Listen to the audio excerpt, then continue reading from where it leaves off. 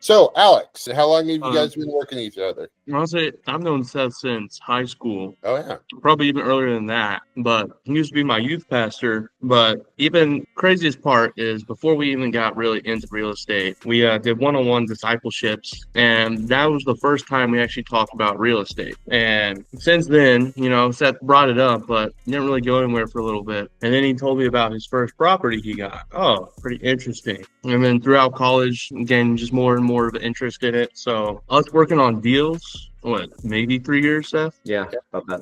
Oh, nice. And do you real estate exclusively now? No, I work in banking. So I look at the other side of deals in my normal job. So I do a lot of real estate deals, investment properties, multifamily, that kind of stuff on a day-to-day basis. Nice. What did Seth tell you about this idea of condoizing this 4-unit? Well, he told me about the idea. It's not something that's not new to me. It's just not something that I see very commonly. So it was interesting to hear whenever you mentioned it. And I was like, Seth, I think I'm going to need to get on a call with this guy so I can hear him explain it. Not that, Seth, you're not the best explainer, but you need the person who does it all the time. Probably get the best way of communicating that. So yeah, happy to do it. So you're an underwriting guy. That's my understanding. So my thought is, let's go through the underwriting process and I'll show you kind of what I think. I haven't done, Seth knows, I haven't actually underwritten this deal. I just did quick back of the napkin. But from what I can tell, you have the tiger by the tail. It's a really good deal. Did you get the partial lien release? No, not yet. The guy still hasn't gotten back to me. And I was hot and heavy in negotiations today with a second deal. I had an hour and a half of negotiating. So it was fun. I'm hyped up and ready to go because of that. Yeah. Yesterday, I spent 9 hours of the property that we're looking at. Yeah, I get it. I'm like that level of, but here's normal. John is always pretty optimistic, and then 9 hours crawling through crawl spaces and then doing the math on top of it,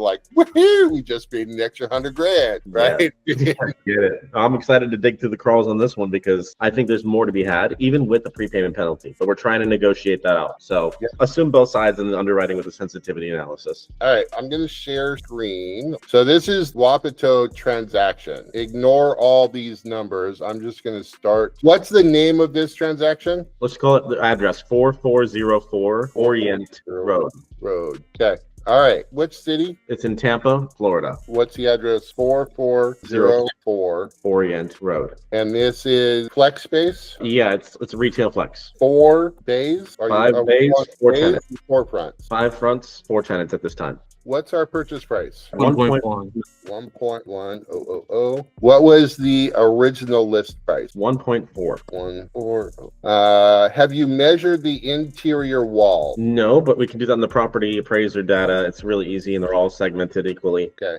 I think it was just over 6,000, right? Or was it 5,000? I think it's 6,000 square feet. Let me look it up real quick and make sure we get accurate numbers on that. All right. Unit number 1. It was 6,020 square feet. Yep. Alex, you got the numbers in front of you. Take over from here when it comes to tenants exacts and stuff like that. Yep. Now, we have not gotten square footage per unit, but in our assumptions, we're just currently doing all as equal. Yeah, Okay. they are all equally divided. Okay. Unit number 1, what's the store name or what type We of could do, store? it's an Aftermath Bail Bonds, the company name. Okay.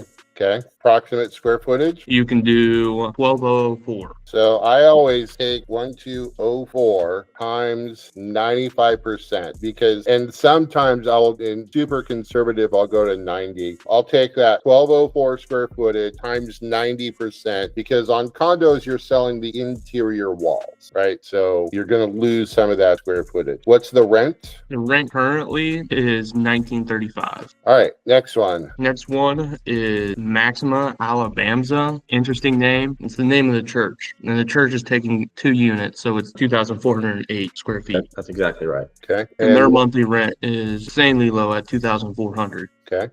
Next one. It's a Lions Nails LLC, so you can just do a nail salon. Yep. And same square footage, 12. Yep.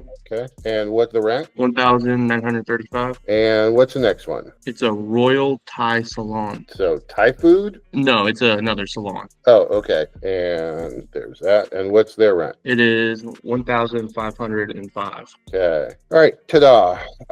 So we have 0 and we have 4. Escalations in there too. What's the escalation? They're at 5% for the remainder of the leases, which is 2 years, give or take. There's some nuance in those leases. So I only did 5% for the first year. It's immaterial after that because we're going to condoize them. Yeah. How much for earnest money? $2,500 right now. That's it? 2,500? 2,500. Yep. That's what we All paid right. in non-refundable lawyer deposit, which we're working on right now.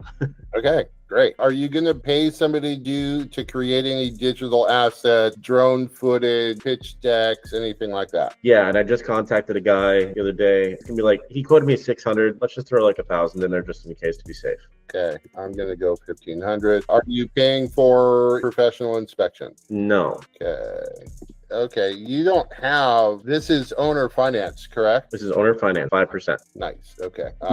We do have a lawyer that do the syndication paperwork on this for $8,000. Seth Lowe or Seth Bradley, I think is his name, out in California. Yeah, okay. I've got an attorney are you going to have any, I'm going to add another 10, or I'm going to add another 2 just for that. You don't need an appraisal. No. Okay. Do you know how much it'll cost to do title work? I don't remember. I think the seller is taking care of all the closing costs on their end. It's seller and buyer responsible for their closing costs. And we're going through West Chase Law, so they're like it's like a family handshake kind of a deal between the seller and him. So I think it'll be super cheap, if anything, on ours, maybe like $3,000. Okay, so that's pretty decent. So you've got all of these funds in your pocket. Yeah. You don't need to borrow any. Okay, so you're all in 17 grand.